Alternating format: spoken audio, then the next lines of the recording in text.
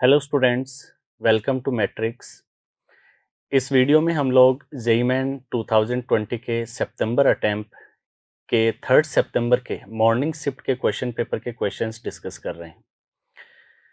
So let's start discussing all the questions one by one. इस question में हमें दे रखा है कि एक टॉर्च बैटरी है जिसमें एक इनर सिलेंड्रिकल बार है स्मॉल ए रेडियस की और एक आउटर सिलेंड्रिकल शेल है स्मॉल बी रेडियस की। लेंथ जो है बैटरी की वो एल है। इनर सिलेंड्रिकल बार और आउटर सिलेंड्रिकल शेल के बीच में यहाँ पे एक रो रेजिस्टिविटी का इलेक्ट्रोलाइट यहाँ पे फील्ड है, तो हमें इसके लिए रेजिस्टेंस की कैलकुलेशन करनी है। तो इसमें बैटरी में से जब करंट फ्लो होगा तो वो रेडियल डायरेक्शन में होगा। तो रेडियल डायरेक्शन में जब करंट मूव होगा तो हम यहाँ पे देख रहे हैं कि करंट के जो परपेंडिकुलर क्रॉस सेक्शनल एरिया है वो कंटिन्यूअसली चेंज होगा। तो रेजिस्टेंस की कैलकुलेशन के लिए हमें यहाँ पे एलिमेंट डिफाइन करके उसके लिए रेजिस्टेंस कैलकुलेट करके ओवरऑल रेजिस्टेंस की कैलकुलेशन करनी होगी। तो हम इसके लिए एक एलिमेंट डिफाइन कर देते हैं। हम कंसिडर कर लेते हैं कि एक होलो सिलेंडर है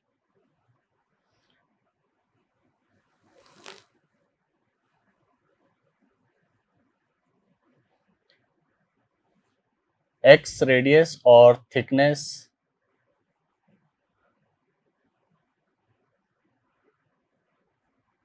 dx। ठीक है, तो करंट जब इस स्मॉल एलिमेंट में से पास होगी तो उसको जो रेजिस्टेंस फेस करना होगा वो होगा dr। dr की वैल्यू अगर हम देखेंगे तो ये होगा रेजिस्टिविटी इनटू लेंथ ट्रेवल्ड। तो करंट जब इस एलिमेंट में से पास होगा तो वो इसके थिकनेस की इक्वल लेंथ ट्रेवल करेगा यानी कि dx, और परपेंडिकुलर क्रॉस सेक्शन एरिया वो इसकी कर्व सरफेस का एरिया होगा, तो 2 पाई x इंटू एल। ठीक है, ऐसे यहाँ पे बहुत सारे होलो सिलेंडर होंगे। तो ओवरऑल रेजिस्टेंस की कैलकुलेशन के लिए हम यहाँ पे देख सकते हैं कि करंट की डायरेक्शन जो रेडियल डायरेक्शन में है, तो इसका मतलब ये हो गया कि हर एलिमेंटल होलो सिलेंडर के अंदर से सेम करंट पास होगी। इसका मतलब सारे के सारे ये जो होलो सिलेंडर होंगे इनके रेजिस्टेंसेज वो सीरीज में होंगे। तो ओवरऑल रेजिस्टेंस अगर हम कैलकुलेट करते हैं तो ओवरऑल रेजिस्टेंस अपने पास में आ जाएगा इंटीग्रेशन dr। वैल्यू हम सब्स्टिट्यूट कर देते हैं। रो जो कॉन्स्टेंट्स है उनको हम बाहर ले लेते हैं, 2 पाई एल, ये हो गया integration dx upon x। Limit हम रेडियस की यहाँ पे लगा रहे हैं, तो रेडियस जो है वो इलेक्ट्रोलाइट जो है वो यहाँ से स्टार्ट हो रहा है और यहाँ पे एंड हो रहा है, तो small a to small b। तो यहाँ से r इक्विवेलेंट की वैल्यू अपने पास में आ गई रो 2 pi L ln b upon a। इस क्वेश्चन में हमें दे रखा है कि एक रेगुलर हेक्सागोनल कॉइल है जिसके 50 टर्न्स है और उसमें करंट आई फ्लो हो रही है। तो हमें कॉइल के सेंटर पे मैग्नेटिक फील्ड की कैलकुलेशन करनी है। ठीक है, तो ये हमने रेगुलर हेक्सागोनल कॉइल यहाँ पे ड्रॉ कर ली है। सेंटर हम ले लेते हैं C, और साइड लेंथ जो है वो हमें दे रखी है कि वो 10 सेंटीमीटर है, तो इसकी वैल्यू होगी 0.1 मीटर। ठीक है, तो सेंटर पे मैग्नेटिक फील्ड की कैलकुलेशन के लिए हम पहले एक कॉइल की वजह से मैग्नेटिक फील्ड कैलकुलेट कर लेते हैं और उसको हम 50 से मल्टीप्लाई कर देंगे।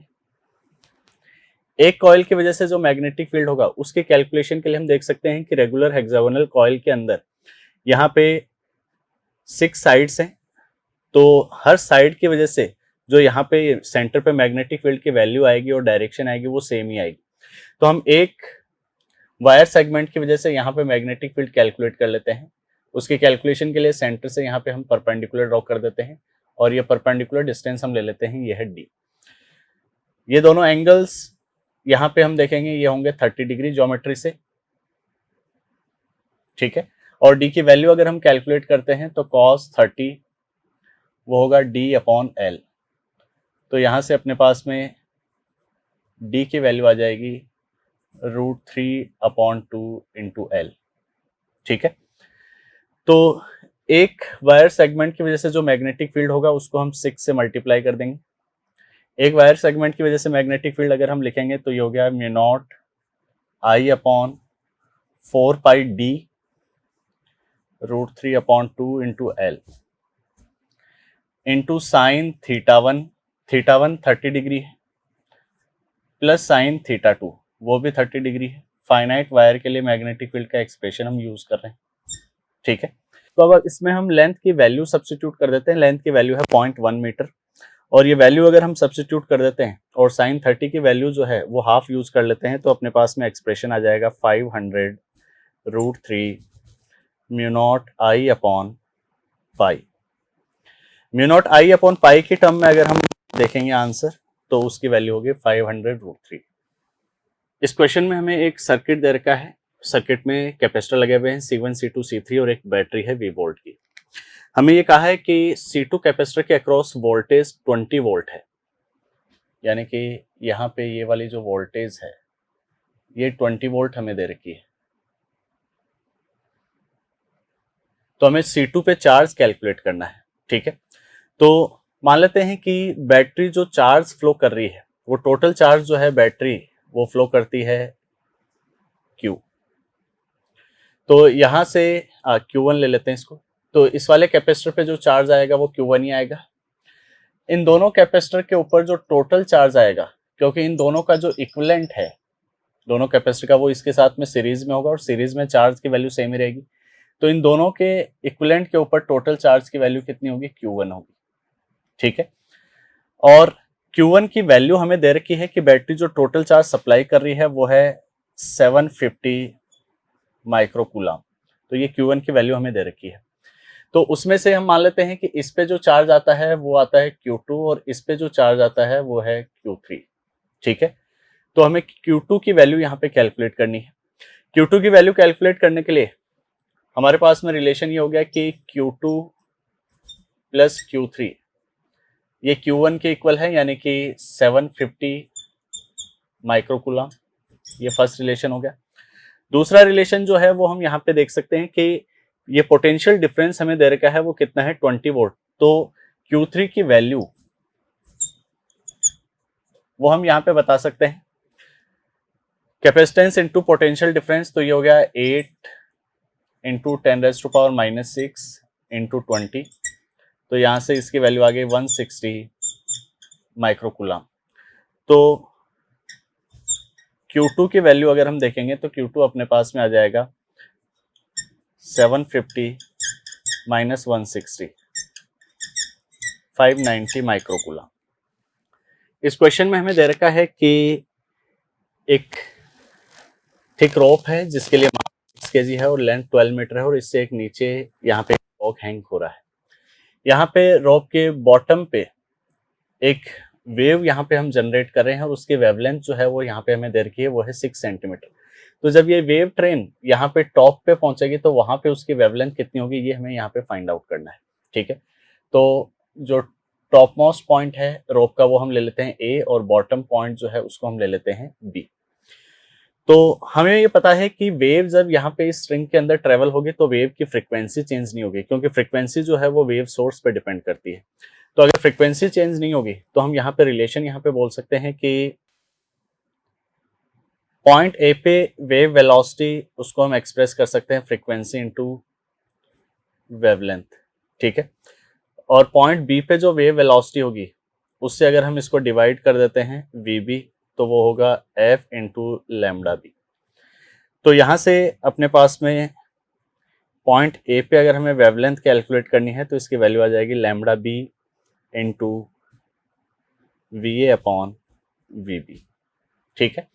तो वेव वेलोसिटी का रेशियो हमें पहले फाइंड आउट करना होगा। यहाँ पे वेव वेलोसिटी अगर हम देखेंगे तो वेव वेलोसिटी जो है वो हम एक्सप्रेस करते हैं स्ट्रिंग के अंदर, वो होती है √T अपॉन म्यू। अब म्यू जो है वो तो कांस्टेंट है,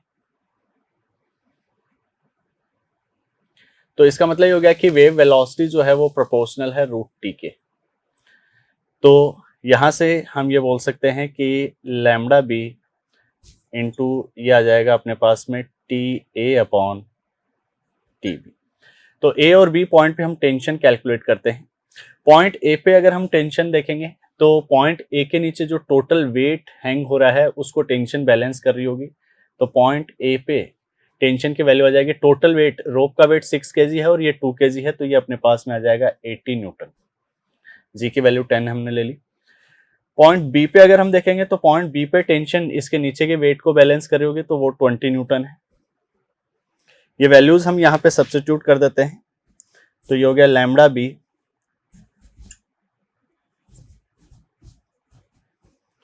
तो यहाँ से एक 4 का फैक्टर आ गया, तो ये हो गया 2 लैम्बडा बी, और 2 लैम्बडा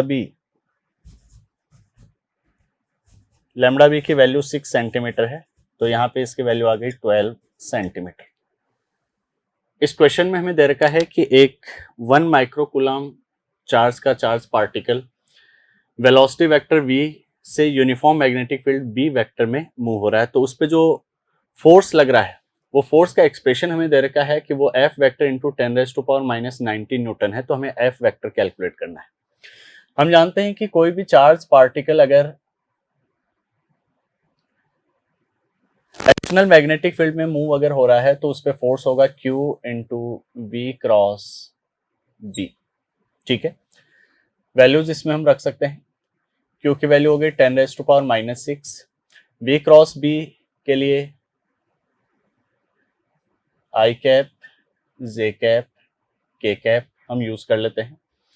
क्रॉस प्रोडक्ट के लिए डिटरमिनेंट मेथड हम यूज कर लेते हैं, तो ये हो गया 2, 3, 4 वेलोसिटी वेक्टर के कोफिशिएंट, और मैग्नेटिक फील्ड में 5, 3, -6, और साथ में मैग्नेटिक फील्ड के अंदर एक मल्टीप्लिकेशन फैक्टर है 10⁻³ का, तो वो डिटरमिनेंट से बाहर आ जाएगा -3। तो यहाँ से ये हो गया 10⁻⁹। अगर इसको हम सॉल्व करते हैं तो आई कैप के कोफिशिएंट अगर हम देखेंगे तो ये आ जाएगा -18, -12, माइनस जे कैप -12, -20, प्लस के कैप 6, -15। तो यहां से ये हो गया 10⁻⁹। सॉल्व करने से ये आ गया -30 आई कैप प्लस 32 जे कैप -9 के कैप। ठीक है, तो हमें इस फोर्स की वैल्यू दे रखी है, वो है 10⁻⁹ इंटू एफ वेक्टर। तो हम यहाँ से बोल सकते हैं कि एफ वेक्टर की जो वैल्यू है वो है -30 आई कैप प्लस 32 जे कैप -9 के कैप। इस क्वेश्चन में हमें एक प्लेन इलेक्ट्रोमैग्नेटिक वेव के लिए मैग्नेटिक फील्ड की इक्वेशन दे रखी है और कॉरेस्पॉन्डिंग इलेक्ट्रिक फील्ड की इक्वेशन हमें फाइंड आउट करनी है। तो इलेक्ट्रिक फील्ड की जो इक्वेशन होगी वो हम जानते हैं वो इस फॉर्म में होगी, E = E0, और जो हार्मोनिक टर्म है वो सेम ही होगी, sign 200 pi y plus ct। ठीक है, और डायरेक्शन जो है वो हम मान लेते हैं वो ई कैप में होगी, वोल्ट पर मीटर। ठीक है ना, इलेक्ट्रिक फील्ड वेक्टर की डायरेक्शन वो ई कैप वेक्टर यानी यूनिट वेक्टर ले लिया हमने उसकी डायरेक्शन।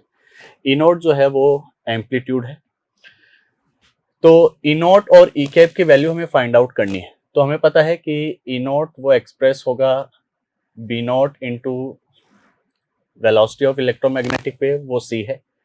तो यहाँ पे इसमें अगर हम वैल्यू रख देते हैं तो यह है 3 इंटू 10⁻⁸,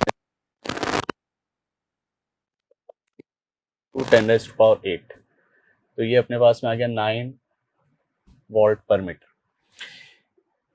ई कैप की कैलकुलेशन के लिए हम यहाँ पे देख सकते हैं कि जो इलेक्ट्रोमैग्नेटिक वेव है उसकी डायरेक्शन यानी वेलोसिटी की डायरेक्शन में यूनिट वेक्टर, वो हम यहाँ पे इक्वेशन से देख सकते हैं वो किधर की तरफ है, -j कैप।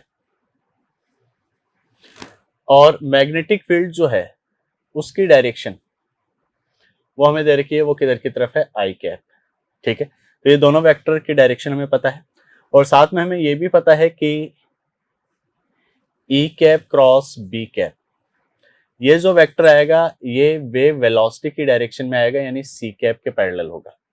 तो अब हम क्रॉस प्रोडक्ट से चेक कर सकते हैं। ठीक है ना, ये तीनों वेक्टर जो है वो म्यूचुअली परपेंडिकुलर हैं, तो इसका मतलब ये हो गया कि जो इलेक्ट्रिक फील्ड है उसकी डायरेक्शन या तो पॉजिटिव के कैप में होगी या फिर नेगेटिव के कैप में होगी। तो अब पॉजिटिव के कैप होगा या नेगेटिव के कैप होगा, वो हमें इससे चेक करना पड़ेगा कि उससे हमें किसकी डायरेक्शन मिलनी चाहिए, वह वेलोसिटी की डायरेक्शन मिलनी चाहिए। तो अगर प्लस के कैप ले लेते हैं तो के कैप क्रॉस आई कैप वो तो प्लस जे कैप आ जाएगा, और माइनस के कैप अगर लेंगे तो उसकी डायरेक्शन क्या आएगी, माइनस जे कैप। तो यहां से हम ये बोल सकते हैं कि ई कैप की जो डायरेक्शन है वो माइनस के कैप। ठीक है, तो ये वैल्यूज हम यहाँ पे सब्स्टिट्यूट कर सकते हैं। 9 sine 200 pi y plus c t minus यहाँ पे आ जाता है k cap watt per metre. इस क्वेश्चन में हमें दे रखा है कि एक ब्लॉक एक वर्टिकल रोड से आके कोलाइड हो रहा है, तो आफ्टर कोलिजन रोड कितना एंगल मैक्सिमम रोटेट होगी वर्टिकल प्लेन में, ये हमें फाइंड आउट करना है। ठीक है, तो जस्ट बिफोर कॉलिजन अगर हम देखें तो जस्ट बिफोर कॉलिजन की सिचुएशन ये होगी कि ब्लॉक जो है वो यहाँ पे इस रोड से जस्ट कोलाइड होने वाला है। जस्ट आफ्टर कॉलिजन हमें क्वेश्चन में दे रखा है कि ब्लॉक जो है वो रोड से स्टिक हो जाएगा, तो दोनों फिर यहाँ पे मूव होंगे एक साथ। तो एंगुलर वेलोसिटी हमने जस्ट आफ्टर कॉलिजन ले ली ओमेगा। तो ड्यूरिंग कॉलिजन हम देख सकते हैं कि जो हिंज पॉइंट है ओ, उसके अबाउट इस सिस्टम पे अगर दोनों को हम सिस्टम में ले लेते हैं, ब्लॉक और रोड,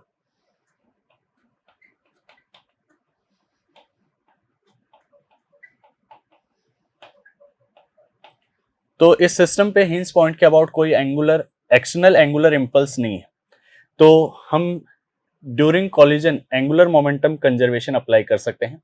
तो इसका मतलब ये हो गया कि जस्ट बिफोर और जस्ट आफ्टर एंगुलर मोमेंटम जो है वो सिस्टम का कंजर्व रहेगा अबाउट हिंज पॉइंट।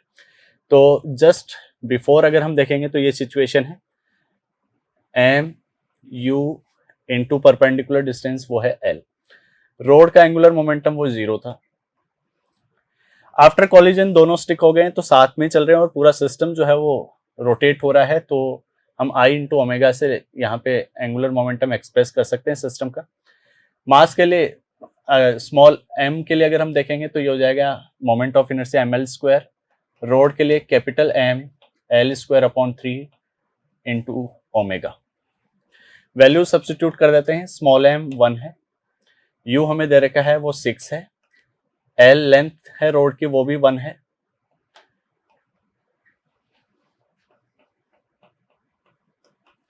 रोड का मास 2 kg है इंटू ओमेगा। तो यहां से अगर हम कैलकुलेट करते हैं ओमेगा की वैल्यू तो ये अपने पास में आ रहा है 18/5 रेडियन पर सेकेंड। ठीक है, तो ये जस्ट आफ्टर कॉलिजन सिस्टम की एंगुलर वेलोसिटी है। तो अगर जस्ट आफ्टर कॉलिजन सिस्टम इतनी एंगुलर वेलोसिटी से मूव हो रहा है तो वो वर्टिकल प्लेन में रोटेट होगा, तो मैक्सिमम एंगल जो वो रोटेट हो रहा है वो हमें थीटा यहाँ पे दे रखा है और थीटा की वैल्यू हमें फाइंड आउट करनी है। तो जस्ट आफ्टर कॉलिजन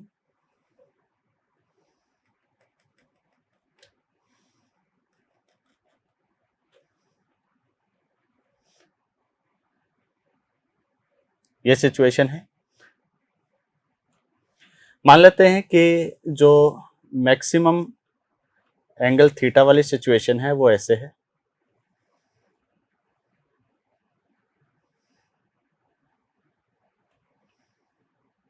ठीक है।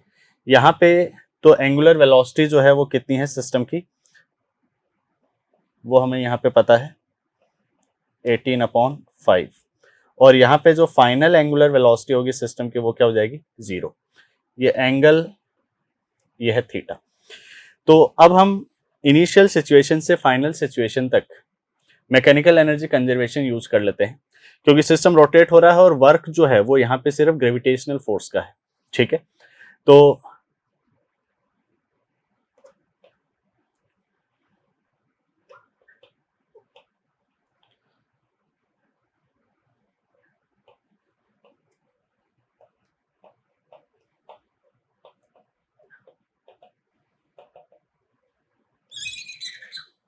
ठीक है, तो मैकेनिकल एनर्जी कंजर्वेशन से हम यहाँ पे देख सकते हैं कि जो इनिशियल सिचुएशन है उसमें हम पोटेंशियल एनर्जी का रेफरेंस ले लेते हैं, तो वहां पे पोटेंशियल एनर्जी 0 हो जाएगी। काइनेटिक एनर्जी सिस्टम के पास में है rotational kinetic energy. Final situation में सिस्टम के पास में कुछ ना कुछ पोटेंशियल एनर्जी आ जाएगी और काइनेटिक एनर्जी क्या हो जाएगी 0। तो के इनिशियल प्लस यू इनिशियल के फाइनल प्लस यू फाइनल। तो इनिशियल सिचुएशन में हाफ मोमेंट ऑफ इनर्शिया अगर हम देखेंगे सिस्टम का, तो पार्टिकल के लिए हो गया m into L square, rod के होगा ml square upon 3 into omega square, plus initial situation में हम रेफरेंस पॉइंट ले रहे हैं ग्रेविटेशनल पोटेंशियल एनर्जी का दोनों के लिए, रोड के लिए भी और ब्लॉक के लिए भी, तो पोटेंशियल एनर्जी सिस्टम की क्या हो गई 0। फाइनल सिचुएशन में यहाँ पे काइनेटिक एनर्जी जो है सिस्टम की वो क्या हो गई 0, प्लस पोटेंशियल एनर्जी अगर हम देखेंगे सिस्टम की, तो अब दोनों के लिए ही पोटेंशियल एनर्जी की कुछ ना कुछ वैल्यू आएगी। यहाँ से ये ब्लॉक जो है वो कितना हाइट ऊपर आ गया अगर हम देखेंगे, तो यहाँ से हम परपेंडिकुलर डाल देते हैं, तो ये वाली डिस्टेंस अगर हम देखेंगे तो ये टोटल लेंथ L अगर है तो ये हो गया L cos थीटा, तो ब्लॉक जो हाइट ऊपर शिफ्ट हो रहा है वो हम निकालेंगे तो उसकी वैल्यू आएगी L minus L cos theta. Similarly जो रोड है उसके लिए अगर हम पोटेंशियल एनर्जी देखेंगे तो उसके COM के लिए हम चेक कर सकते हैं। COM पहले यहाँ था, अब यहाँ पे कहीं पे आ जाएगा, तो COM कितना शिफ्ट हुआ है वो ये वाली डिस्टेंस होगी, ये हम चेक करेंगे तो ये वाली डिस्टेंस L/2 cos थीटा होगी, तो यहाँ से इसकी वैल्यू आ जाएगी L/2 minus L/2 cos theta. तो वैल्यूज हम यहाँ पे रख देते हैं। ब्लॉक के लिए जो पोटेंशियल एनर्जी अब है वो है small mg L1 minus cos theta, और रोड के लिए अगर हम देखेंगे तो ये हो गया capital mg L upon 2 1 minus cos theta. ठीक है, तो अब हम small m, capital M, L और ओमेगा की वैल्यू जो है वो इस एक्सप्रेशन में सब्स्टिट्यूट कर देते हैं। ये वैल्यूज सब्स्टिट्यूट करके अगर हम यहां से सॉल्व करेंगे तो अपने पास में cos थीटा की वैल्यू आ जाएगी 0.46। cos थीटा अगर 0.46 है तो थीटा अगर हम कैलकुलेट करेंगे तो वो होगा cos इनवर्स 0.46, और नियरली ये जो वैल्यू है वो आती है 63 डिग्री की। इस क्वेश्चन में हमें दे रखा है कि दो सॉफ्ट बबल हैं, दोनों के अंदर प्रेशर की वैल्यू हमें दे रखी है, तो वॉल्यूम का रेशियो हमें फाइंड आउट करना है। ठीक है, तो दोनों जो सॉफ्ट बबल हैं उनके लिए अगर हम अंदर एक्सेस प्रेशर देखेंगे तो हम जानते हैं कि जो एक्सेस प्रेशर होता है डेल्टा पी, वो होता है pressure inside minus atmospheric pressure. ठीक है, ये एक्सेस प्रेशर होता है, और एक्सेस प्रेशर का एक्सप्रेशन जो है वो हमें पता है, वो हम एक्सप्रेस करते हैं 4T अपॉन R। ठीक है ना, T सरफेस टेंशन है और R जो है वो क्या है, रेडियस है बबल की। तो अब दोनों बबल के लिए ये एक्सप्रेशन हम यूज कर लेते हैं। यहाँ पे पहले के लिए प्रेशर इनसाइड वो है 1.01 माइनस एटमॉस्फेरिक प्रेशर वो हो गया 1.02 minus 1, 4T upon R1 4T upon R2। तो यहाँ से ये अपने पास में आ गया 0.01 अपॉन 0.02, और ये हो गया R2 अपॉन R1, ये कैंसिल हो गया। तो R1 अपॉन R2 अगर हम कैलकुलेट करते हैं तो उसकी वैल्यू आ गई 2:1। तो अब अगर हम वॉल्यूम का रेशियो देखते हैं V1 अपॉन V2, तो वॉल्यूम अपने पास में आ जाएगा 4/3 पाई R1 क्यूब अपॉन 4/3 पाई R2 क्यूब। तो वॉल्यूम का रेशियो ये अपने पास में हो गया R1 अपॉन R2 पावर 3, यानी कि 8:1। इस क्वेश्चन में हमें दे रखा है कि एक बैलून में हीलियम गैस फिल्ड है, टेम्परेचर गैस का 32 डिग्री सेंटीग्रेड है और प्रेशर 1.7 atm है। तो अब इसमें हमें बोला है कि अगर बैलून जो है वो अगर बस्ट हो जाता है तो इमीडिएटली आफ्टर जो हीलियम गैस का एक्सपेंशन होगा वो किस टाइप का होगा, वो ये हमें देखना है। तो बस्ट होने के इमीडिएटली आफ्टर अगर हम देखेंगे तो एक्सपेंशन जो है वो काफ़ी फास्ट होगा, और प्रोसेस जो है अगर वो काफ़ी फास्ट है तो इसका मतलब ये हो गया कि ये एडियाबेटिक और इरिवर्सिबल प्रोसेस होगी। ठीक है, तो हम बोल सकते हैं कि जो गैस का एक्सपेंशन है वो इरिवर्सिबल एडियाबेटिक होगा। इस क्वेश्चन में हमें दे रखा है कि एक स्क्रू गेज के लिए पिच 0.1 सेंटीमीटर है, सर्कुलर स्केल पे नंबर ऑफ डिवीजन 50 है। तो अब स्क्रू गेज से एक ऑब्जेक्ट की थिकनेस अगर हम मेजर कर रहे हैं तो करेक्ट रीडिंग क्या होगी ये हमें फाइंड आउट करना है ऑप्शन चेक करके। तो पहले हम यहाँ पे लीस्ट काउंट कैलकुलेट कर लेते हैं। तो लीस्ट काउंट अगर हम कैलकुलेट करेंगे तो वो एक्सप्रेस होगा pitch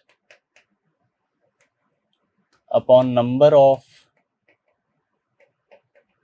divisions on circular scale. तो पिच वो है 0.1 centimetre, number of divisions on circular scale वो है 50। तो यहाँ से लिस्ट काउंट की वैल्यू अपने पास में आ रही है 0.002 सेंटीमीटर। ठीक है, तो अब अगर ऑब्जेक्ट की थिकनेस हम एक्सप्रेस करेंगे तो वो एक्सप्रेस होगी मेन स्केल पे जो रीडिंग है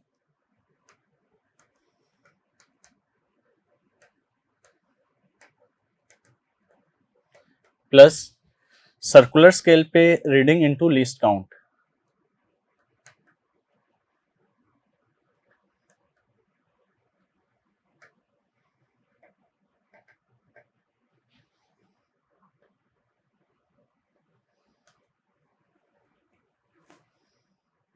ठीक है, तो ये थिकनेस एक्सप्रेस होगी।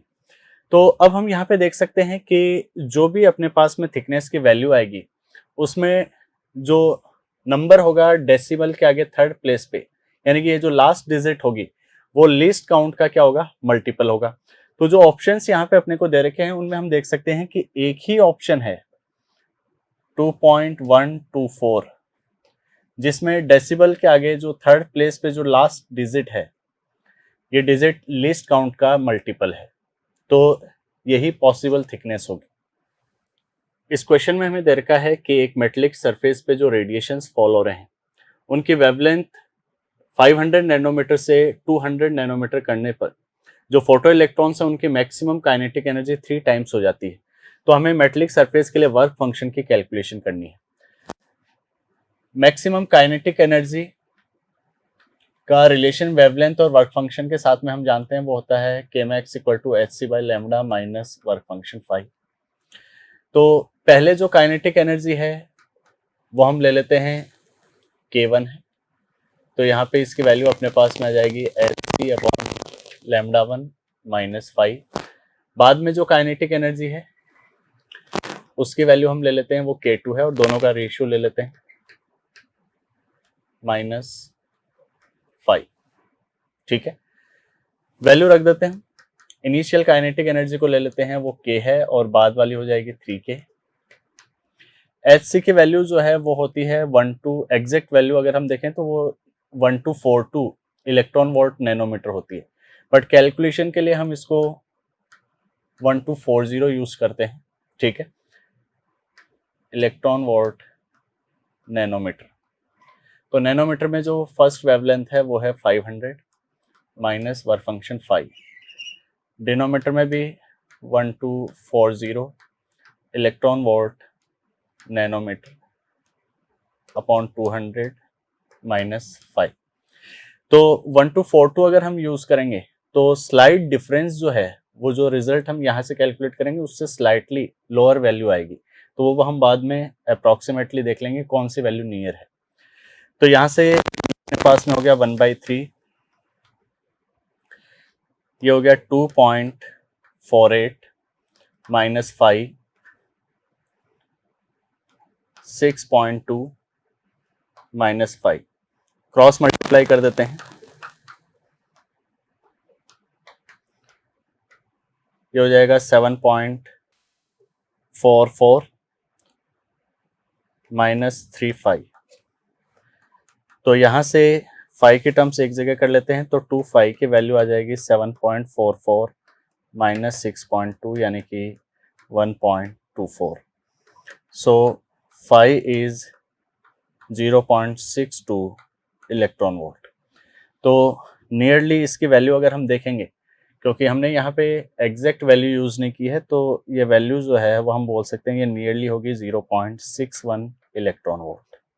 ठीक है, इस क्वेश्चन में हमें दे रखा है कि एक डायोड को फॉरवर्ड बायस में यूज करने पे उसके अक्रॉस पोटेंशियल ड्रॉप जनरेट होता है 0.5 वोल्ट, और डायोड में से जो मैक्सिमम सेफ करंट फ्लो हो सकती है वो हमें दे रखी है वो है 10 मिली एम्पियर। आगे इसमें बोला है कि अगर डायोड को हमें 1.5 वोल्ट की बैटरी के साथ में अगर ऑपरेट करना है तो सेफ ऑपरेशन के लिए डायोड के सीरीज में कितना मिनिमम रेजिस्टेंस हम यहाँ पे कनेक्ट करें। ठीक है, तो जो सर्किट बनेगा वो ऐसे होगा, 1.5 वोल्ट की बैटरी के साथ में हम डायोड को कनेक्ट कर रहे हैं। ठीक है, फॉरवर्ड बायस में, और रेजिस्टेंस जो हमने यहाँ पे कनेक्ट किया है वो हमने ले लिया, वो कितना है, R। तो मिनिमम रेजिस्टेंस वाली सिचुएशन वो होगी जिसमें डायोड में से मैक्सिमम सेफ करंट फ्लो होगी, और वो मैक्सिमम सेफ करंट वो हमें दे रखी है, तो वो करंट I जो है वो ऐसे फ्लो होगी बैटरी से, और इसकी वैल्यू है 10 मिली एम्पियर, यानी 10 इंटू 10⁻³ एम्पियर। ये करंट ऐसे रेजिस्टेंस में से भी फ्लो के ऐसे होगी। तो डायोड फॉरवर्ड बायस में है तो उसके अक्रॉस पोटेंशियल डिफरेंस वो आ जाएगा 0.5 वोल्ट। रेजिस्टेंस में से करंट फ्लो हो रही है तो इसके अक्रॉस भी पोटेंशियल डिफरेंस आएगा, और रेजिस्टेंस के अक्रॉस जो पोटेंशियल डिफरेंस आएगा VR, उसकी वैल्यू हम यहाँ पे बता सकते हैं वो कितनी होगी। टोटल जो बैटरी पोटेंशियल डिफरेंस अप्लाई कर रही है वो 1.5 वोल्ट है, तो 0.5 तो यहाँ हो गया, तो इसके अक्रॉस कितना आएगा, 1 वोल्ट। तो रेजिस्टेंस के अक्रॉस जो पोटेंशियल डिफरेंस है उसको हम एक्सप्रेस कर सकते हैं I current into resistance. Value रख देते हैं, तो ये तो हो गया 1 वोल्ट, करंट है 10 इंटू 10⁻³ इंटू R। तो यहाँ से हम R की वैल्यू कैलकुलेट करते हैं, तो ये आ गया 100 ओम। इस क्वेश्चन में हमें दे रखा है कि एक सिलेंडर है, मास M, रेडियस R और लेंथ कैपिटल L। तो इस सिलेंडर के एक्सिस के परपेंडिकुलर और मिड पॉइंट से पास होने वाली एक्सिस के अबाउट हमें मोमेंट ऑफ इनर्शिया की वैल्यू दे रखी है, वो है I = m r²/4 plus L²/12। साथ में हमें बोला है कि इस सिलेंडर के लिए एक गिवन मास के लिए अगर हम बात करें तो उसके लिए L/R का रेशियो क्या होना चाहिए जिससे कि मोमेंट ऑफ इनर्शिया की वैल्यू मिनिमम हो। तो अगर हम गिवन मास की बात कर रहे हैं तो गिवन मास ऑफ मटेरियल के लिए वॉल्यूम जो है वो कांस्टेंट हो जाएगा, और वॉल्यूम जो है उसकी वैल्यू हम यहाँ पे बोल सकते हैं वो होगा πr² × L, ये कांस्टेंट होगा। ठीक है, तो मोमेंट ऑफ इनर्शिया का एक्सप्रेशन R और L दोनों की टर्म में है, तो हम इसको एक सिंगल वेरिएबल L या R में से किसी एक में कन्वर्ट कर लेते हैं। तो यहाँ से हम R² की वैल्यू वॉल्यूम की टर्म में एक्सप्रेस कर देते हैं, तो ये हो गया I = m। R² की वैल्यू यहाँ से अपने पास में आ जाएगी V/πL, तो ये हो गया 4πL प्लस L²/12। ठीक है, तो ये लेंथ की टर्म में आ गया। तो मिनिमम वैल्यू के लिए हम बोल सकते हैं कि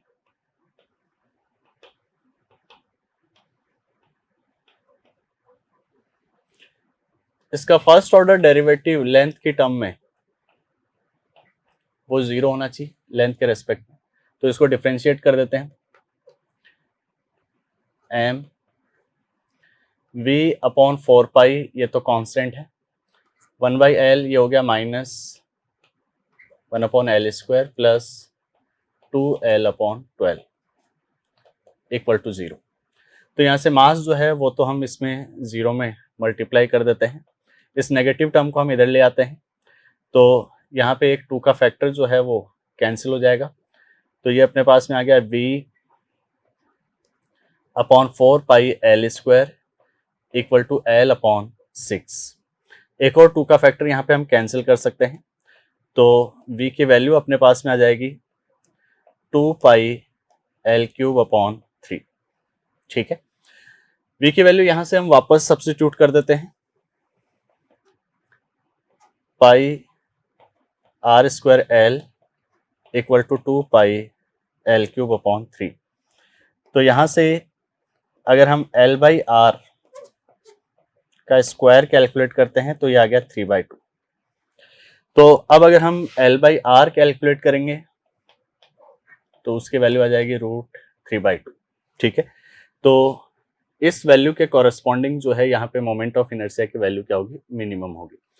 इस वैल्यू के ऊपर मिनिमा आएगा या फिर हम कहें कि V की इस वैल्यू पे मिनिमा आएगा, वो चेक करने के लिए हम यहाँ पे सेकेंड ऑर्डर डेरिवेटिव यहाँ पे यूज कर सकते हैं।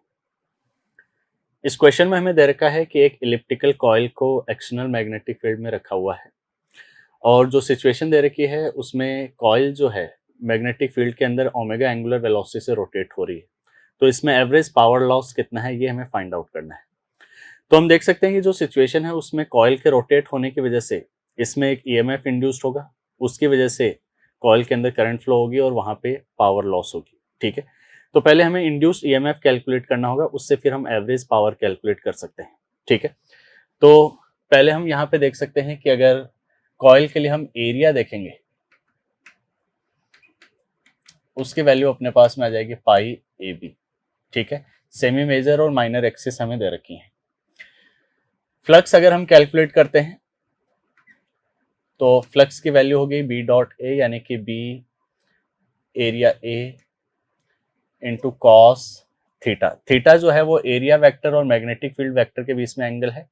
तो ओमेगा से अगर ये रोटेट हो रही है तो किसी भी इंस्टेंट पे जो थीटा की वैल्यू होगी वो होगी ओमेगा टी। ठीक है, इंड्यूस्ड ईएमएफ अगर हम कैलकुलेट करेंगे तो वो होगा minus D phi upon D T. तो यहाँ से इसकी वैल्यू अपने पास में आ जाएगी बी ए ओमेगा साइन ओमेगा टी। ठीक है, पावर अगर हम देखेंगे, ठीक है, ईएमएफ यानी कि ये पोटेंशियल डिफरेंस ही है, तो इसकी टर्म में पावर अगर एक्सप्रेस करेंगे तो हो जाएगा ई स्क्वायर अपॉन कॉइल के लिए रेजिस्टेंस हमें दे रखा है वो कितना है आर।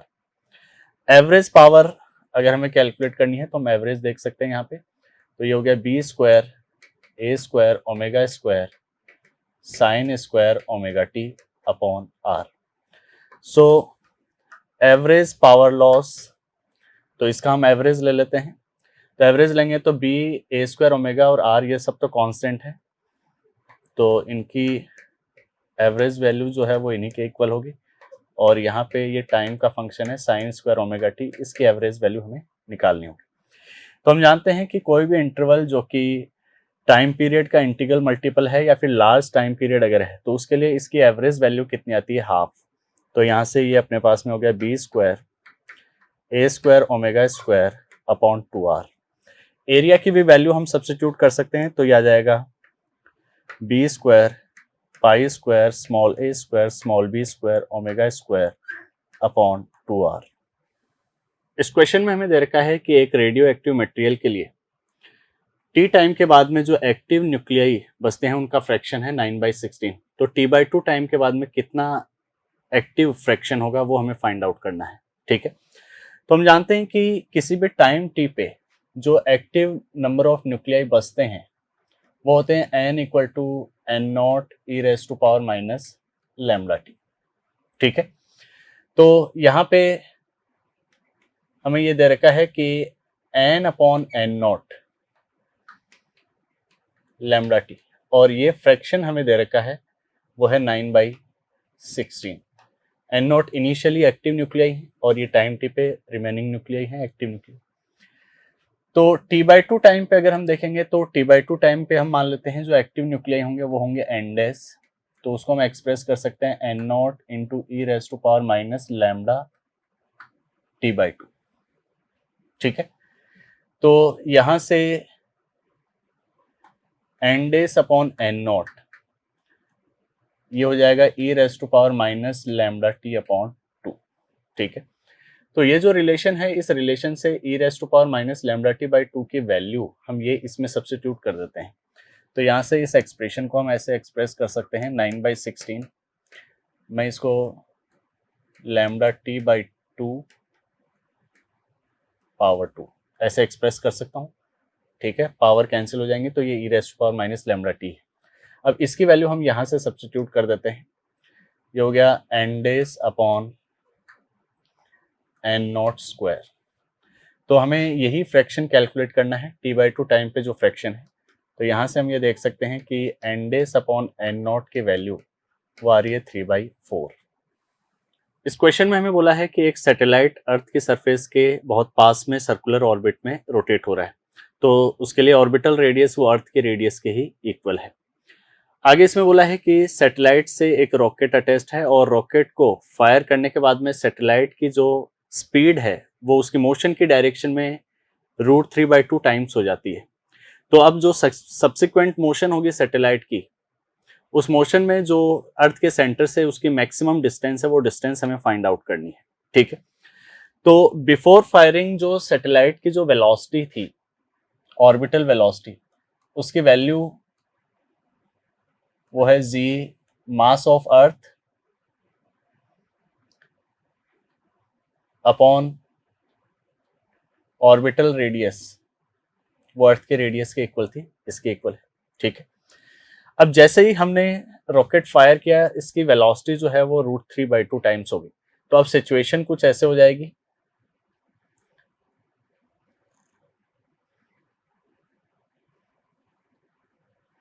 ठीक है।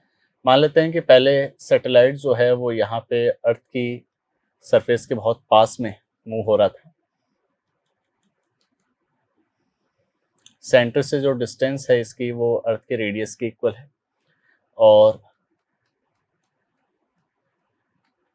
जस्ट आफ्टर फायरिंग अब इसके पास में जो स्पीड है उसकी वैल्यू है √3/2 टाइम्स v।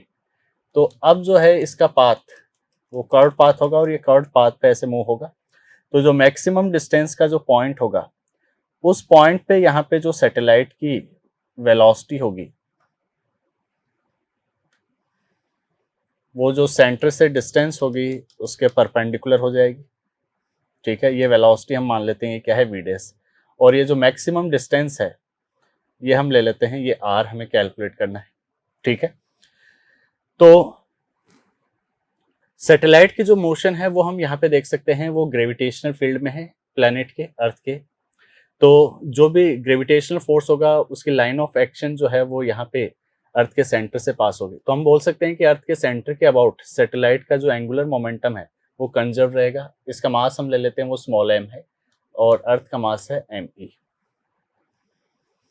तो एंगुलर मोमेंटम कंजर्वेशन से अर्थ के सेंटर के अबाउट अगर हम यहाँ पर रिलेशन देखते हैं तो initial equal to final about the centre of earth हम देख रहे हैं। तो यहाँ पे इस वाली सिचुएशन में अगर हम देखेंगे इसका एंगुलर मोमेंटम तो ये होगा स्मॉल m, यहाँ पे जो वेलोसिटी है वो है √3/2 टाइम्स v की वैल्यू हम सब्स्टिट्यूट कर देते हैं, तो ये हो गया √g_me अपॉन re। ठीक है, इनटू डिस्टेंस वो re के इक्वल है। इस वाली सिचुएशन में अगर हम देखेंगे तो यहाँ पे मास m, वीडेस, और ये जो डिस्टेंस है वो है r के इक्वल। ठीक है, मास यहाँ पे कैंसिल हो गया। तो अगर हम वीडेस कैलकुलेट करते हैं तो वीडेस की वैल्यू अपने पास में आ गई 3g_me।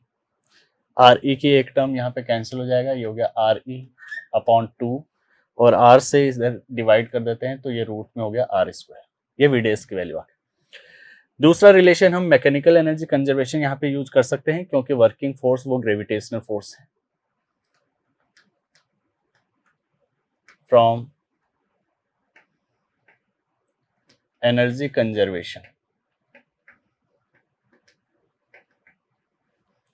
तो इनिशियल सिचुएशन में मैकेनिकल एनर्जी,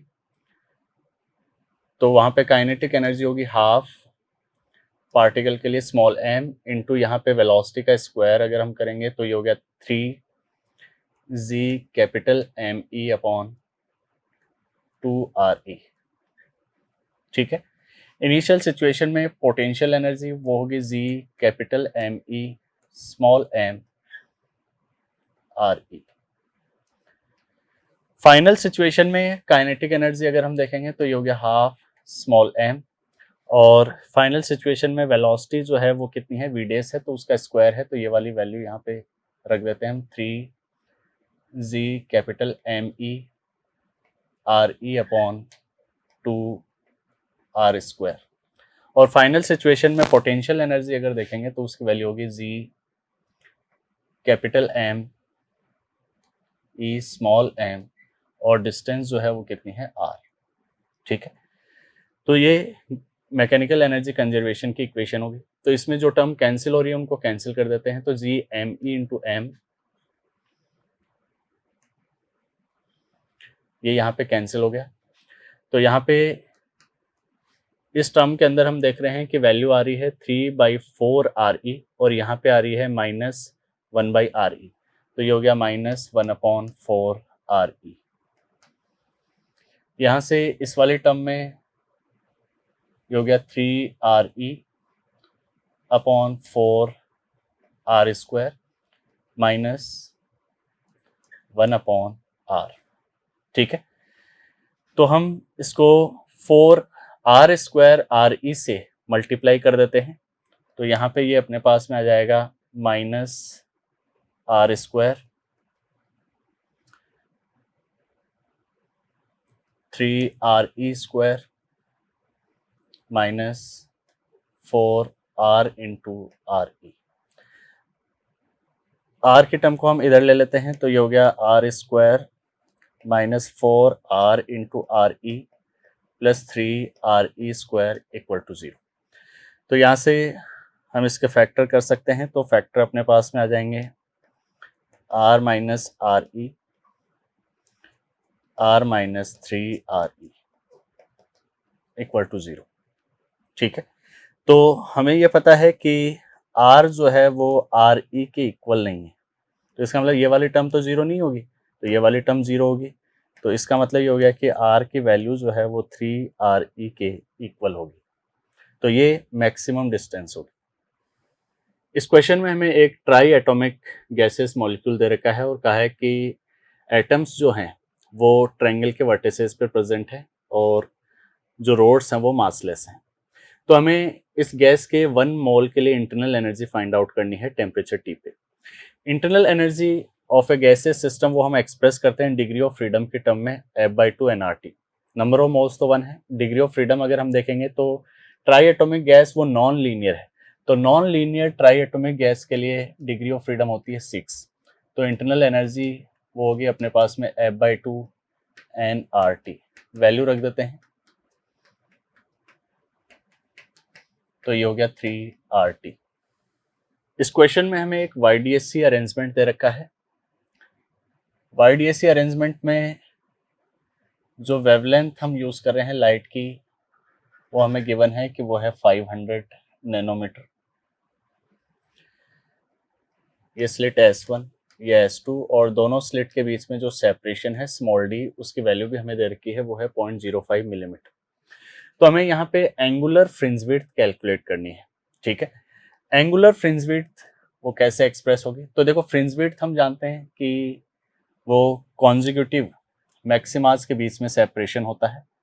तो यहाँ पे ये होगा सेंट्रल मैक्सिमा,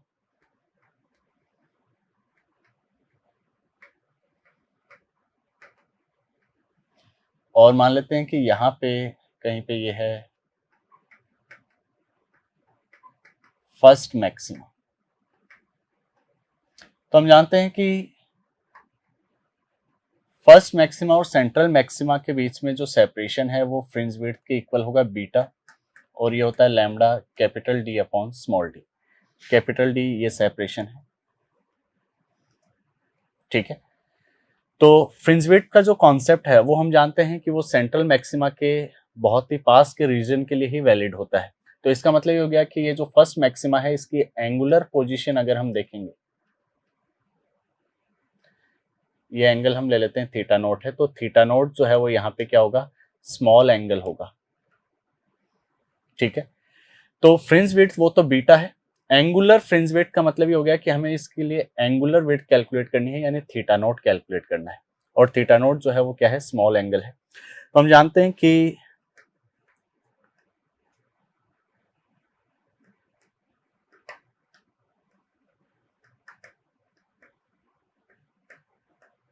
स्मॉल एंगल के लिए हम इसको एक्सप्रेस कर सकते हैं tan θ0 से, और tan θ0 यहाँ पे ज्योमेट्री अगर यूज करते हैं तो वो परपेंडिकुलर अपॉन बेस यानी कि बीटा अपॉन d के इक्वल हो गया, यानी कि लैम्डा अपॉन स्मॉल d के इक्वल हो गया। तो अब इसमें वैल्यूज हम सब्स्टिट्यूट कर देते हैं। एंगुलर फ्रिंज विड्थ θ0 की वैल्यू अपने पास में आ जाएगी, वेवलेंथ है 500 नैनोमीटर यानी कि 10⁻⁻⁹, और d की वैल्यू है 0.05 मिलीमीटर यानी 10⁻⁻3।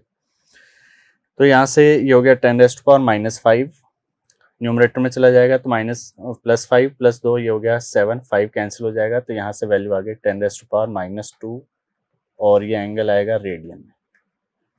तो 1/100 रेडियन वो नियरली उसकी वैल्यू अगर हम देखेंगे तो वो होती है 0.57 डिग्री। इस क्वेश्चन में हमें दे रखा है कि दो आइसोलेटेड कंडक्टिंग स्पेयर है एक दूसरे से बहुत लार्ज सेपरेशन पे, दोनों के लिए रेडियस और चार्ज हमें गिवन है। अब अगर दोनों स्पेयर को एक कंडक्टिंग वायर से हम कनेक्ट कर देते हैं तो फाइनल चार्जेस दोनों पे क्या होंगे ये हमें कैलकुलेट करना है। ठीक है, तो अगर कंडक्टिंग वायर से हम कनेक्ट कर देंगे तो दोनों कंडक्टिंग स्पेयर है, दोनों का पोटेंशियल क्या हो जाएगा, सेम हो जाएगा। ठीक है, तो मान लेते हैं कि फाइनल चार्जेस जब इनको हम वायर से कनेक्ट कर देते हैं तो फाइनल चार्जेस जो है इस पे आ जाता है Q1 और इस पे आ जाता है Q2। ठीक है, तो टोटल चार्ज अगर हम इनिशियली देखेंगे तो वो अपने पास में कितना होगा,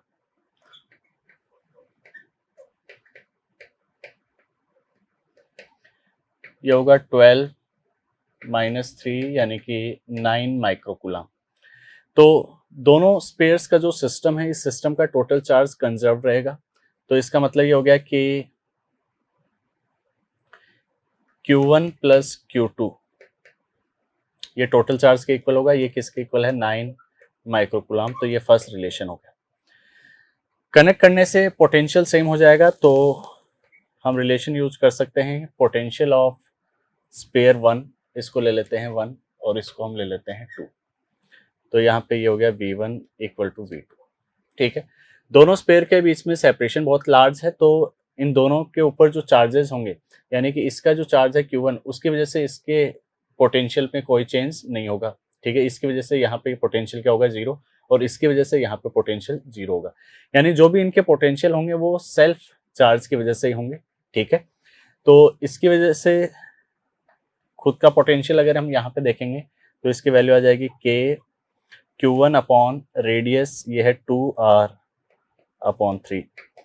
इसका अपने खुद के चार्ज की वजह से वो होगा K Q2 अपॉन R/3। ठीक है, तो यहाँ से जो कॉमन टर्म्स हैं वो कैंसिल हो जाएंगे और अपने पास में Q1 अपॉन Q2 का रेशियो आ गया 2/1। ये सेकेंड रिलेशन है। तो इन दोनों से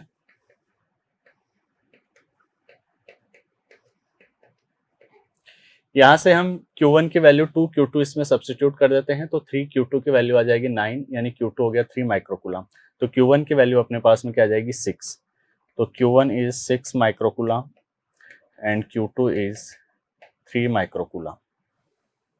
इस क्वेश्चन में हमें दे रखा है कि एक रेजिस्टेंस, एक कैपेसिटर और एक इंडक्टर को सीरीज में कनेक्ट करके एक बैटरी से कनेक्ट कर रहे हैं जो कि 750 हर्ट्ज फ्रीक्वेंसी और 20 वोल्ट RMS वोल्टेज की है। तो हमें ये कैलकुलेट करना है कि जो रेजिस्टेंस है उसके वायर का टेम्परेचर 10 डिग्री सेंटीग्रेड से राइज होने में कितना टाइम लगेगा। ठीक है, और हमें ये एज्यूम करना है कि सराउंडिंग में कोई हीट लॉस नहीं होती है। ठीक है ना, तो हमें पता है कि सर्किट में करंट फ्लो होगी, उस करंट फ्लो होने की वजह से रजिस्टर के अंदर हीट जनरेट होगी और हीट जनरेट होने की वजह से उसका टेम्परेचर राइज होगा। तो रिलेशन जो है वो हम ये बोल सकते हैं कि Q जो हीट जनरेटेड है वो होगी I²R/T। टाइम हमें कैलकुलेट करना है, रेजिस्टेंस की वैल्यू हमें दे रखी है और ये इक्वल होगा MS डेल्टा T। ठीक है, M into S mass into specific heat, इनका प्रोडक्ट जो है M इंटू एस ये हीट कैपेसिटी है, इसकी वैल्यू अपने को दे रखी है 2।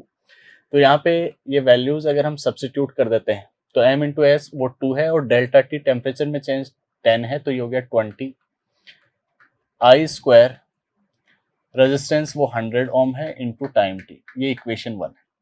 तो हमें टाइम कैलकुलेट करने के लिए पहले करंट कैलकुलेट करना होगा यहाँ पे कि करंट की RMS वैल्यू कितनी है, और करंट की RMS वैल्यू कैलकुलेट करने के लिए हमें सर्किट की इम्पीडेंस कैलकुलेट करनी होगी। और इम्पीडेंस के लिए पहले हमें कैपेसिटिव रिएक्टेंस और इंडक्टिव रिएक्टेंस फाइंड आउट करने होंगे। तो सब हम 1 बाय 1 कैलकुलेट करते हैं। तो सबसे पहले हम ओमेगा कैलकुलेट कर लेते हैं। ओमेगा होगा 2 पाई इंटू फ्रिक्वेंसी 750, तो ये हो गया 1500 पाई। इसके बाद में हम एक्सएल की वैल्यू कैलकुलेट कर लेते हैं। एक्सएल होगा omega into inductance, value substitute कर देते हैं। ओमेगा हो गया 1500 पाई इंटू इंडक्टेंस की वैल्यू हमें गिवन है वो है 0.1803। ठीक है, तो यहाँ पे अगर इसको हम सॉल्व करते हैं तो एक्सएल की वैल्यू नियरली वो आएगी 849.2 ओम। ठीक है, एक्सी कैलकुलेट करते हैं तो एक्सी होगा 1/ओमेगा सी, वैल्यू सब्स्टिट्यूट कर देते हैं 1500 पाई इंटू कैपेसिटेंस देर का है 10 माइक्रोफेराड, तो ये हो गया 10 और माइक्रो का फैक्टर न्यूमरेटर में चला गया, ये हो गया 10⁻6। तो यहाँ पे इसकी वैल्यू कैलकुलेट करते हैं तो ये नियरली आता है 21.2 ओम। ठीक है, तो अब हम इम्पीडेंस की वैल्यू कैलकुलेट कर लेते हैं। सीरीज एलसीआर सर्किट है तो इम्पीडेंस होगी आर स्क्वायर, एक्सएल की वैल्यू एक्सी से ज्यादा है तो ये हो गया XL minus XC square, value substitute कर देते हैं। आर है 100, एक्सएल माइनस एक्सी अगर हम करेंगे तो ये अपने पास में आ जाएगा 828 स्क्वायर। इसको सॉल्व करेंगे तो इसके वैल्यू जो है वो नियरली आएगी 834 ओम। ठीक है, तो अब अगर हम करंट कैलकुलेट करते हैं आई की वैल्यू तो ये होगा RMS voltage upon impedance. RMS voltage वो हमें गिवन है वो है 20/834। तो ये वाली वैल्यू अब इक्वेशन 1 में हम सब्स्टिट्यूट कर देते हैं तो ये हो गया 20 इक्वल टू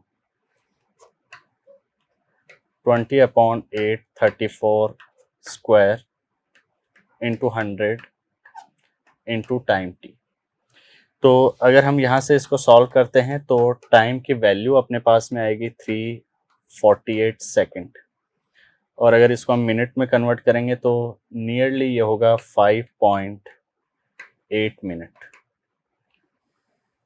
इस क्वेश्चन में हमें दे रखा है कि एक सर्कुलर प्लेटफॉर्म है और उसके रिम पे एक आदमी खड़ा हुआ है 80 केजी का। सर्कुलर प्लेटफॉर्म का भी मास हमें गिवन है और सर्कुलर प्लेटफॉर्म 5 रिवॉल्यूशन पर मिनट की एंगुलर वेलोसिटी से रोटेट हो रहा है। अब आगे इसमें दिया है कि अगर आदमी जो है वो रिम से मूव होके सेंटर पे अगर पहुंच जाता है तो फाइनल एंगुलर वेलोसिटी कितनी होगी, ये हमें फाइंड आउट करना है। तो अब हम यहाँ पे देख सकते हैं कि मैन और सर्कुलर प्लेटफॉर्म दोनों को अगर हम सिस्टम में ले लेते हैं तो एक्सिस ऑफ रोटेशन के अबाउट सिस्टम पे कोई एक्सटर्नल टॉर्क नहीं है, तो एक्सिस ऑफ रोटेशन के अबाउट हम इसके लिए एंगुलर मोमेंटम कंजर्वेशन अप्लाई कर सकते हैं। तो इनिशियली एंगुलर मोमेंटम जब मैन रिम पे है, सरकमफेरेंस पे है, और फाइनल जब मैन सेंटर पे पहुंच जाता है, तो एंगुलर मोमेंटम अगर हम देखेंगे तो वो होगा आई इंटू ओमेगा। तो सिस्टम का moment of inertia initial situation में स्मॉल एम हम मैन का मास ले लेते हैं, वो इनिशियली रिम पे है तो इसका मतलब ये हो गया रेडियस के इक्वल डिस्टेंस होगी, रेडियस हम ले लेते हैं आर। सर्कुलर प्लेटफॉर्म वो डिस्क के फॉर्म में है तो सेंटर के अबाउट जो परपेंडिकुलर एक्सिस है प्लेन के परपेंडिकुलर और सेंटर से उसके अबाउट मोमेंट ऑफ इनर्शिया होगा mr²/2, और ओमेगा इनिशियल वो हमें दे रखा है वो कितना है 5। फाइनली जब मैन सेंटर पे पहुंच जाएगा तो उसका तो मोमेंट ऑफ इनर्शिया 0 हो गया, डिस्क का moment of inertia axis of rotation के अबाउट सेम ही रहेगा, और ओमेगा फाइनल हमें कैलकुलेट करना है। तो आर की जो टर्म है ये तो कैंसिल हो जाएंगी। अब हम वैल्यू सब्स्टिट्यूट कर देते हैं, ये हो गया 80 प्लस 200/2, ओमेगा इनिशियल वो 5 रिवॉल्यूशन पर मिनट है, ये हो गया 200/2 इंटू ओमेगा फाइनल। ठीक है, तो यहाँ से ओमेगा फाइनल की वैल्यू अगर हम देखेंगे तो ये हो गया 100 इंटू 100 प्लस 80 180 इंटू 5/100, तो यहाँ से इसकी वैल्यू आ गई 9 रिवॉल्यूशन पर मिनट। इस क्वेश्चन में हमें दे रखा है कि एक बेकेलाइट बीकर है जिसकी total volume capacity 500 centimetre cube है 30 डिग्री सेंटीग्रेड टेम्परेचर पे। अब इस बीकर में वीएम वॉल्यूम जो है वो मरकरी का फिल करते हैं 30 डिग्री सेंटीग्रेड पे, और ये ऑब्जर्व होता है कि टेम्परेचर को वेरी करने से एम्प्टी वॉल्यूम में कोई चेंज नहीं होता है, तो हमें वीएम की वैल्यू फाइंड आउट करनी है। ठीक है, तो अगर टेम्परेचर वेरी करने से एम्प्टी वॉल्यूम में कोई चेंज नहीं हो रहा है, तो हम ये बोल सकते हैं कि जो बीकर के वॉल्यूम में चेंज है और जो मरकरी अंदर फिल किया हुआ है उसके वॉल्यूम में जो चेंज है, दोनों चेंज सेम होंगे, तभी एम्प्टी वॉल्यूम में चेंज क्या रहेगा, 0 रहेगा। ठीक है, तो मान लेते हैं कि टेम्परेचर को हम इंक्रीज कर देते हैं डेल्टा टी से, तो उससे बीकर के वॉल्यूम में जो चेंज हो रहा है वो हम ले लेते हैं डेल्टा वी बीकर, और मरकरी के वॉल्यूम में जो चेंज है वो हम ले लेते हैं डेल्टा वी मरकरी। ठीक है, तो इनिशियल वॉल्यूम जो बीकर का है वो है 500 into gamma beaker into delta T. Initial volume VM हमने फिल किया है और ये होगा gamma mercury into delta T. Delta T ये कैंसिल हो गया, तो यहाँ से वीएम की वैल्यू हम कैलकुलेट करते हैं, तो गामा बीकर और गामा मरकरी की भी वैल्यू हम रख देते हैं। ये हो गया 500 इंटू गामा बीकर, वो हमें दे रखा है 6 इंटू 10⁻⁻⁻⁶, और गामा मरकरी ये हमें दे रखा है 1.5 इंटू 10⁻⁻⁴। ठीक है, तो यहाँ से हम देख सकते हैं कि -4 और ये न्यूमरेटर में जाके +6 हो जाएगा, तो ये पावर्स कैंसिल हो गई। 1.5 से 6 को हम डिवाइड कर देते हैं, 4 टाइम्स हो जाएगा और ये हो गया 20। तो यहाँ पे जो इनिशियल वॉल्यूम है मरकरी का वो है 20 क्यूबिक सेंटीमीटर। इस क्वेश्चन में हमें दे रखा है कि एक लिक्विड में हम एक कैपिलरी ट्यूब को इंसर्ट कर रहे हैं और उससे जो लिक्विड उसमें राइज हो रहा है वो हमें यहाँ पे दे रखा है हाइट। एंगल ऑफ कांटेक्ट भी हमें गिवन है, कैपिलरी की ट्यूब भी हमें गिवन है, तो हमें सरफेस टेंशन लिक्विड की कैलकुलेट करनी है। तो हम जानते हैं कि जो कैपिलरी राइज में हाइट है वो एक्सप्रेस होती है 2s cos theta upon rho जी आर। तो यहाँ से अगर हम सरफेस टेंशन कैलकुलेट करते हैं s, तो उसकी वैल्यू आ जाएगी रो जी R into H upon 2 cos theta. Values substitute कर देते हैं। डेंसिटी 900, जी की वैल्यू 10 है। कैपिलरी की जो रेडियस है वो है 0.015 सेंटीमीटर, यानी 10⁻⁻² से मल्टीप्लाई कर देते हैं, मीटर में हो गया, इनटू हाइट वो है 15 सेंटीमीटर, यानी 10⁻⁻² से इसको भी मल्टीप्लाई कर देते हैं, अपॉन 2 थीटा की वैल्यू जो है वो 0 है, तो ये हो गया cos 0। तो यहाँ से इसकी वैल्यू अगर हम कैलकुलेट करते हैं तो ये अपने पास में आएगा 101.25 इंटू 10⁻⁻³ न्यूटन पर मीटर। ठीक है, तो हमें कहा है कि आंसर को नियरेस्ट इंटीजर में देना है और मिली न्यूटन पर मीटर में हमें बताना है। तो हम यहाँ से बोल सकते हैं S will be equal to nearly 101 milli newton per metre.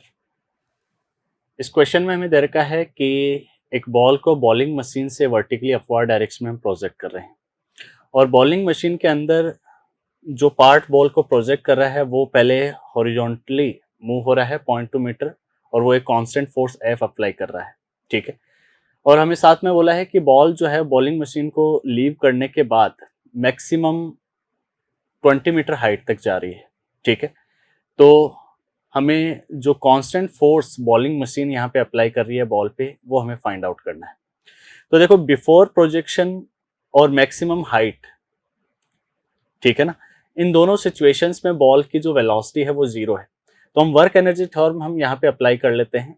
ठीक है, तो हम ये बोल सकते हैं कि work done by gravity plus work done by external force जो बॉलिंग मशीन यहाँ पे इस पे लगा रही है वो मान लेते हैं F equal to change in kinetic energy K final minus K initial. Initially project करने से पहले काइनेटिक एनर्जी 0 है, और मैक्सिमम हाइट वाले पॉइंट तक हम देख रहे हैं तो मैक्सिमम हाइट पे भी काइनेटिक एनर्जी क्या है 0, तो यहाँ से इसकी वैल्यू होगी 0। वर्क डन बाय ग्रेविटी देखेंगे तो बॉल जो है वो अपवर्ड डायरेक्शन में ट्रेवल कर रही है, तो ये हो गया -mg, और जो हाइट वो मूव हो रही है वो है 20 मीटर। बॉलिंग मशीन जो फोर्स लगा रही है वो हम मान लेते हैं F है, तो वर्क डन अगर हम देखेंगे तो उस फोर्स की वजह से जो डिस्प्लेसमेंट हो रहा है वो 0.2 मीटर हमें दे रखा है हॉरिजॉन्टल डायरेक्शन में, तो ये हो गया 0.2 इक्वल टू 0। तो यहाँ से अगर फोर्स कैलकुलेट करते हैं तो ये अपने पास में आ गया mg इंटू 20/0.2। वैल्यू सब्स्टिट्यूट कर देते हैं। मास है 0.15 इंटू 10 इंटू 20/0.2। तो यहाँ से इसको अगर हम सॉल्व करेंगे तो ये अपने पास में हो गया 150 न्यूटन। इस क्वेश्चन में हमें दे रखा है कि ये एक कंटेनर है और इस कंटेनर में 45 सेंटीमीटर पे यहाँ पे एक होल है। उस होल से जो है आई से हम देख रहे हैं तो उसको ये वाला पॉइंट यहाँ पे दिखाई दे रहा है। अब अगर इस कंटेनर के अंदर हम 30 सेंटीमीटर तक लिक्विड फिल कर देते हैं और उस लिक्विड के लिए हम मान लेते हैं कि रिफ्रैक्टिव इंडेक्स अगर म्यू है, तो फिर सेम आई की लोकेशन के लिए यहाँ पे ये वाला पॉइंट जो है उसको दिखाई दे रहा है। ठीक है, तो हमें रिफ्रैक्टिव इंडेक्स फाइंड आउट करना है। ये टोटल जो हाइट है आई की यहाँ पे कंटेनर के बॉटम से ये हमें दे रखी है 45। तो यहाँ पे हम देख सकते हैं कि ये वाली हाइट जो है ये कितनी हो जाएगी, 15 सेंटीमीटर हो जाएगी। साथ में कंटेनर के लिए हमें रेडियस दे रखी है, तो डायमीटर जो है वो कितना हो गया, 30 सेंटीमीटर हो गया। ठीक है, तो एक तो हम यहाँ से ये चेक कर सकते हैं कि ये वाली जो डिस्टेंस है ये 30 है और ये वाली जो डिस्टेंस होगी, क्योंकि ये 15 है ये भी 15 है, तो ये भी अपने पास में कितनी हो जाएगी, 15। तो ये वाली डिस्टेंस जो है ये भी कितनी होगी, 30, ये भी 30 है। तो ये एक राइट एंगल ट्रायंगल यहाँ पे है, तो यानी कि इस ट्रायंगल के अंदर ये दोनों साइड सेम है, तो ये वाला एंगल हो गया 45 डिग्री। तो अब 30 सेंटीमीटर तक लिक्विड फिल करने के बाद में ये बॉटम का ये वाला पॉइंट जो है वो यहाँ पे आई को अगर दिखाई दे रहा है तो लाइट रेज ऐसे मूव हो रही। ठीक है, तो यहाँ पे ज्योमेट्री से हम देख सकते हैं कि ये वाला एंगल अगर 45 है तो ये वाला एंगल भी कितना होगा, 45 होगा। तो ये वाला जो एंगल है इसको हम ले लेते हैं, ये एंगल ऑफ इंसिडेंस है यहाँ पे आई, और यहाँ पे रिफ्रैक्शन हो रहा है, फिर लाइट रे आई में एंटर कर रही है। ठीक है, तो यहाँ से नॉर्मल जो है इस वाले पॉइंट पे इसने आगे एक्सटेंड कर दिया। तो ये एंगल अगर 45 है तो ये वाली डिस्टेंस अगर 15 है, तो हम देख सकते हैं कि ये वाली जो डिस्टेंस है ये भी कितनी हो जाएगी, 15 सेंटीमीटर हो जाएगी। ठीक है, तो ये वाली डिस्टेंस जो है ये भी अपने पास में कितनी आ जाएगी, 15 सेंटीमीटर। तो रिफ्रैक्टिव इंडेक्स कैलकुलेट करने के लिए पहले हमें आई कैलकुलेट करना होगा। तो इस वाले ट्रायंगल के अंदर अगर हम देखें, ये राइट एंगल ट्रायंगल है, 10i इसकी वैल्यू होगी 15 अपॉन ये वाली डिस्टेंस, और ये वाली डिस्टेंस कितनी है, 30, यानी कि 1/2। तो यहां से फिर हम साइन आई कैलकुलेट कर सकते हैं। साइन आई की वैल्यू अगर देखेंगे तो हो जाएगी 1/√5। 10i से हमने साइन आई कैलकुलेट कर लिया। अब स्नेल्स लॉ यूज कर लेते हैं।